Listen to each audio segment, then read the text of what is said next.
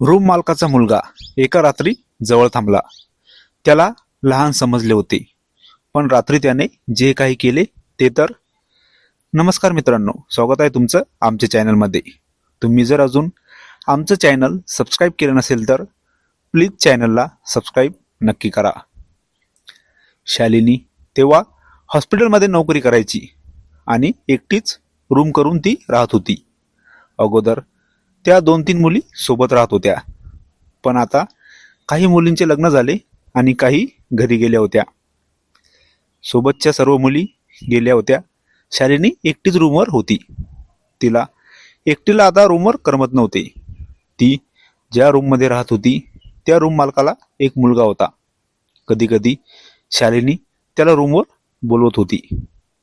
शालिनी त्याला लहान समजत होती, पण तो लहान नव्हता.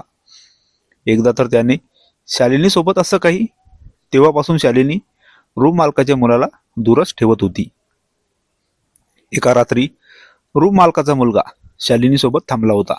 शालिनी त्याला म्हणाली, आज रात्री तू येथेच थांब. शालिनीने त्याला लहान समजले होते, त्यामुळे त्याला तिच्यासोबत थांबायला सांगितले.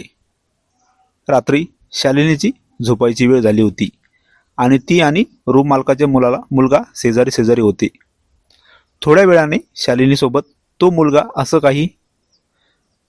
शालिनीने तर विचार सुद्धा केला नव्हता की रूम मालकाचा मुलगा तिच्यासोबत असं. ती त्याला म्हणाली, काय आहे हे, शांत झोप. पण तो मुलगा काही शांत झोपत नव्हता. त्याने रात्रभर शालिनीला परेशान केलं होतं. शालिनी ज्या मुलाला लहान समजत होती त्याची वागणूक बघून तर त्याला नंतर शालिनीने रूममध्ये येऊ दिलं नाही. तो खूप प्रयत्न करत होता शालिनीसोबत बोलायचा, पण शालिनी त्याला बोलत पण नव्हती.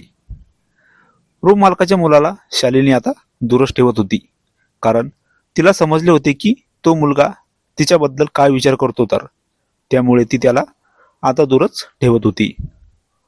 ही कथा पूर्णपणे काल्पनिक असून वास्तविक जीवनाशी काहीही संबंध नाही. ही कथा फक्त मनोरंजनासाठी आहे. मित्रांनो, कथा आवडल्यास चॅनलला सबस्क्राईब करा. धन्यवाद.